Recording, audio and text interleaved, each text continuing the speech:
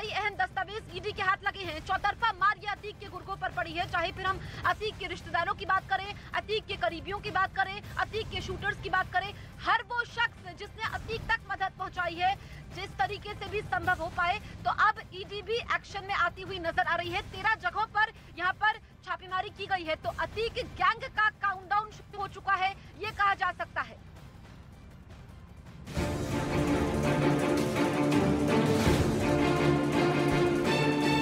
अतीक की काली कमाई पर एक्शन, करोड़ों की अवैध प्रॉपर्टी पर ईडी का चाबुक, अतीक गैंग के अंत का काउंटडाउन। गैंगस्टर अतीक अहमद के खिलाफ योगी सरकार का ऑपरेशन डिस्ट्रॉय जारी है। योगी सरकार ने ठान लिया है कि अतीक की काली दुनिया को नेस्तनाबूद करके ही दम लेगी। इसी कड़ी में अतीक के गुर्गों और रिश्तेदारों पर शिकंजा कसता जा रहा है। प्रयागराज में अतीक अहमद के गुर्गों के ठिकानों पर कार्रवाई तेज हो गई। ईडी ने करीब 13 जगहों पर ताबड़तोड़ छापेमारी की। अतीक के करीबी रिश्तेदार खालिद जफर के घर पर ईडी ने छापेमारी की। बताया गया कि अतीक के करीबी रिश्तेदार खालिद जफर के घर ईडी के 18 अधिकारियों ने छापा डाला। खालिद के कालिंदीपुरम के 3 मंजिला आलीशान बंगले में ये छापेमारी सुबह 7 बजे शुरू हो गई थी। छापेमारी के दौरान घर में मौजूद सभी लोगों के मोबाइल फोन ईडी ने जब्त किए और परिवार के सभी सदस्यों से पूछताछ की गई।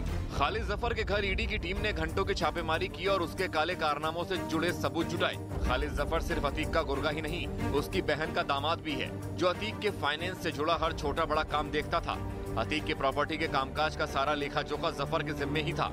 जफर के खिलाफ प्रयागराज के धूमनगंज थाने में रंगदारी, अपहरण, जबरन जमीनों पर कब्जा करने समेत कई संगीन धाराओं में आपराधिक मुकदमे दर्ज हैं। जमीन के अवैध कारोबार के चलते 2017 में खालिद जफर को भूमाफिया घोषित कर दिया गया था। बताया गया कि खालिद जफर ने कालिंदीपुरम इलाके में करोड़ों की लागत से आलीशान बंगला भी बनाया है। आरोप है कि यह मकान भी बगैर नक्शा पास कराए बनाया गया था। प्रयागराज में ईडी की टीम ने कई जगहों पर छापेमारी की, जिसमें माफिया अतीक अहमद और उसके करीबियों से जुड़े 150 करोड़ रुपए की प्रॉपर्टी की पहचान की गई, जिसे सर्वे के बाद जब्त किया गया। वहीं प्रयागराज के धूमनगंज इलाके में अतीक के करीबी खान शौकत हनीफ के घर भी ईडी की छापेमारी की गई, जहां ईडी को कई बेनामी संपत्ति मिली। धूमनगंज इलाके में ही अतीक के एक और करीबी गुरफुल प्रधान के घर भी ईडी की टीम पहुंची, वहां पर भी कार्रवाई की गई। मामले में ईडी की टीम अतीक अहमद के प्रयागराज के अलावा दिल्ली और नोएडा में मिले मकानों की जांच कर रही है। दोनों मकानों की कीमत करोड़ रुपए में है। अतीक का कनेक्शन साबित होते ही उसे भी ईडी की टीम जब्त करेगी। योगी सरकार ने अतीक के काले धंधे से जुड़े हर एक को बारी बारी से मटिया मेट करने की तैयारी कर ली है, जिससे अतीक के ताबूत में आखिरी कील ठोकने का काम पूरा हो सके। तो अतीक अहमद के गुनाहों की फेहरिस्त काफी लंबी है, उस पर 100 से ज्यादा मुकदमे दर्ज हैं। जेल में रहते हुए अतीक अहमद ने ऐसा आतंक मचाया कि एक परिवार को अपना घर छोड़ना पड़ा, और अब एक नई एफआईआर ने अतीक अहमद की टेंशन बढ़ा दी है। 1 करोड़ की रंगदारी का यह मामला है। स्पेशल ग्राउंड रिपोर्ट आप देखिए।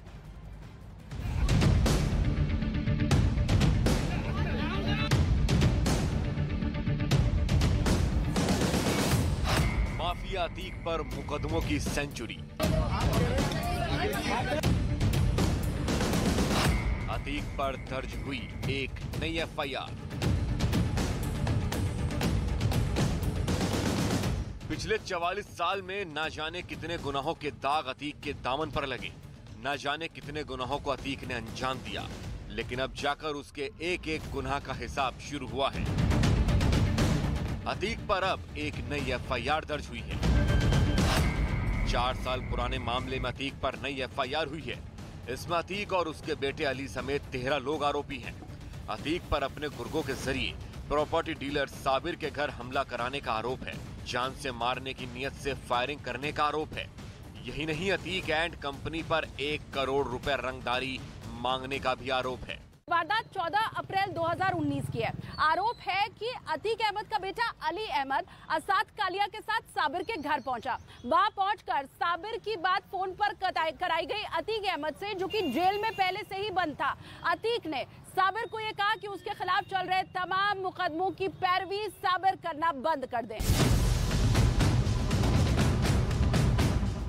ये 14 अप्रैल का सीसीटीवी वीडियो है, जिसमें अतीक के गुर्गे कार से प्रॉपर्टी डीलर साबिर के घर आते दिखते हैं और फिर साबिर के घर के बाहर से पत्थरबाजी शुरू कर देते हैं।